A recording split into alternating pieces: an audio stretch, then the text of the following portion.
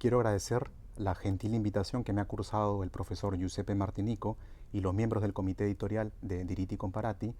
para presentar sucintamente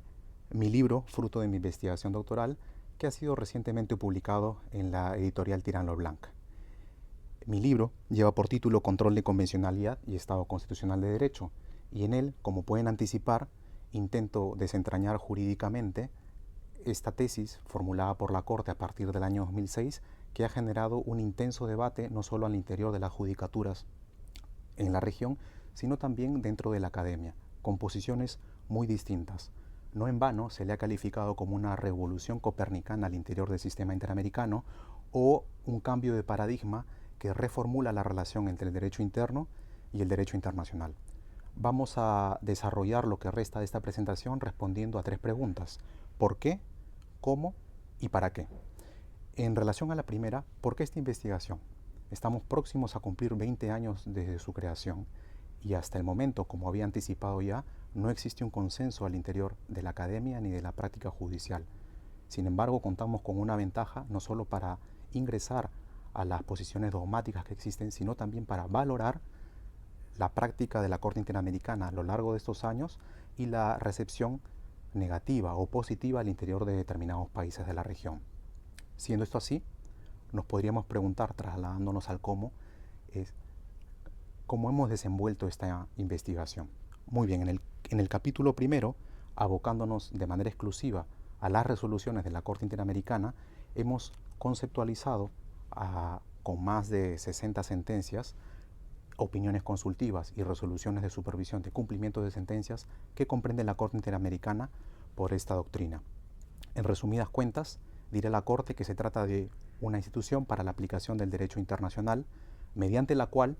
todas las autoridades públicas, de manera preferencial los jueces y los órganos encargados de la administración de justicia, entiéndase los operadores, tienen el deber de ejercer un control entre, de una parte, toda la normativa interna, independientemente de su jerarquía o grado de legitimación democrática, llamémosle normas objeto, y de otra parte, lo que llamaríamos unas normas canon, conformadas por la Convención Americana sobre Derechos Humanos, otros tratados interamericanos y toda la interpretación que brote de dichos instrumentos mediante la función consultiva o contenciosa de la Corte Interamericana. De manera tal que de existir una incompatibilidad o contradicción, los jueces o autoridades internas efectúen cualquiera de los siguientes mecanismos, desde una interpretación conforme hasta una inaplicación, cuando no una supresión de la norma objeto que contraría el canon interamericano, o como dirá incluso el caso de Eliodoro Portugal, una expedición de normas y desarrollo de prácticas conducentes con el canon interamericano. Coincidiendo con buena parte de la academia favorable o detractora, la Corte Interamericana tiene una comprensión fuerte del control de convencionalidad, lo cual supone una supremacía jerárquica del canon interamericano, sus efectos directos o autoejecutables y generales o erga omnes, otorgando además una nueva atribución a todas las autoridades nacionales, al ejercer ya no tanto un control de aplicabilidad, sino un control de validez en caso de existir una contradicción entre las normas objeto y las normas canon. Por supuesto, reservando a la Corte la última palabra para revisar el control ejercido a nivel nacional y, en tal caso, enmendarlo. Dicho esto, en el capítulo 2 analizamos la fundamentación ofrecida por la Corte Interamericana y buena parte de la doctrina para sustentar este sentido fuerte del control de convencionalidad. Lo hacemos naturalmente desde las fuentes del derecho internacional público, toda vez que la Corte Interamericana es una corte internacional y desenvuelve su quehacer en este ámbito. Llegamos a la conclusión de que los argumentos aportados son insuficientes en algunas ocasiones o inconsistentes para fundamentar una versión normativa fuerte de esta doctrina en discusión. En el capítulo 3 nos abocamos a valorar cómo esta tesis o teoría ha sido acogida al interior de 10 estados de la región latinoamericana.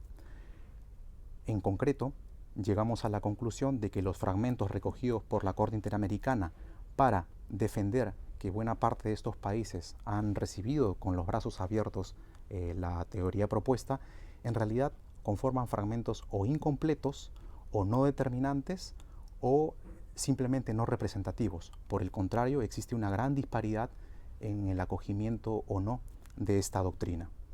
Considérese que además, si bien algunos países tienen una recepción crítica, otros incluso de manera formal tienen una amplia acogida por el sentido fuerte del control de convencionalidad, mientras simultáneamente introducen elementos para matizarlo en su manera operativa, concretamente mediante el principio pro homine o la doctrina del margen de apreciación. Muy bien, en el cuarto y quinto capítulo me aboco propiamente a hacer una valoración de esta doctrina según la teoría del Estado constitucional de derecho, básicamente cotejando sus aportes sustantivos: la supremacía constitucional, la división de poderes, el control de constitucionalidad y el reconocimiento y eficacia de los derechos, llegando a la conclusión de que la doctrina del control de convencionalidad en su sentido fuerte supone una incompatibilidad con el modelo actual de Estado constitucional de derecho. Ello básicamente porque esta nueva teoría supone un tránsito a lo que algunos académicos han llamado un Estado convencional de derecho. Incluso utilizando términos del ex juez interamericano Roberto Caldas, tendríamos a la Convención Americana como una nueva constitución a nivel regional y a la Corte Interamericana como un tribunal constitucional en materia de derechos humanos.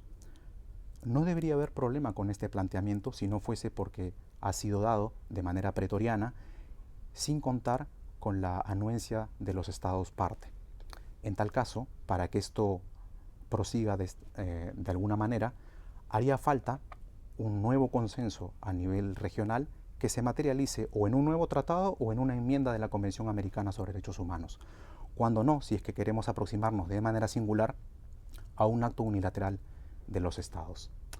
Finalmente, respondiendo a la pregunta del para qué, esta investigación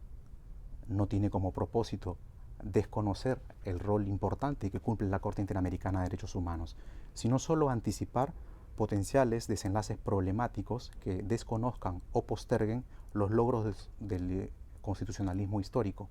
y o desnaturalicen la función encomendada al sistema interamericano de derechos humanos. Ponemos en valor un sano ejercicio de la democracia constitucional en el marco de la teoría del Estado constitucional de derecho, toda vez que no es un enemigo, sino un aliado de la protección y defensa de los derechos humanos en el marco del sistema interamericano de derechos humanos. Gracias una vez más, profesor Giuseppe Martinico y amigos de Diritti Comparati. Nos vemos.